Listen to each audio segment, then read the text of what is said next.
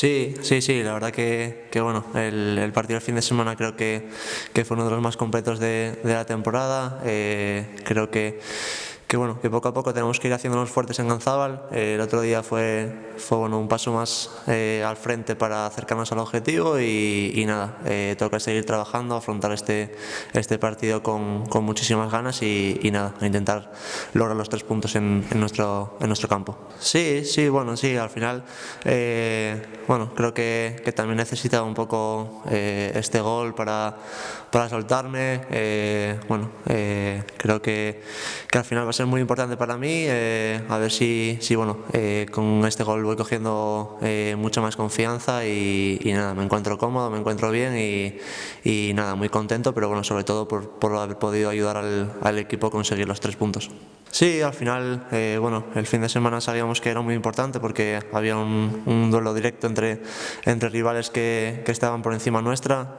Sabíamos que ganando íbamos a recortar distancias sí o sí y nada, la verdad que se dio muy bien. Estamos a 3 puntos de esa zona del play-out y nada, ya te digo, con muchísimas ganas de seguir acercándonos poco a poco al objetivo y nada, seguir trabajando que con trabajo todo acaba llegando. Bueno, pues nada, con muchísimas ganas, como te digo, al final es un rival que nos va a poner las cosas muy difícil. Este segundo tramo de temporada está haciendo las cosas muy bien. El trabajo, pues bueno, creo que también se está dando un poco de continuidad a lo que lleva siendo el Oviedo en los últimos años, esa apuesta por la cantera y demás.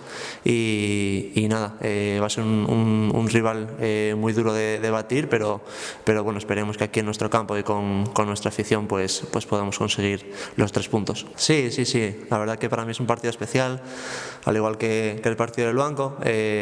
Tengo muchos amigos, muchos compañeros con los que coincidí el año pasado. Pues bueno, tuve la suerte de poder conseguir el ascenso y nada, la verdad que muy contento por poder jugar contra ellos este año, por verles un poquitín a todos y nada, me alegro muchísimo de que todo les vaya bien y nada, esperemos que el fin de semana la balanza caiga de nuestro lado, pero les deseo la mayor de las suertes para el resto de la temporada.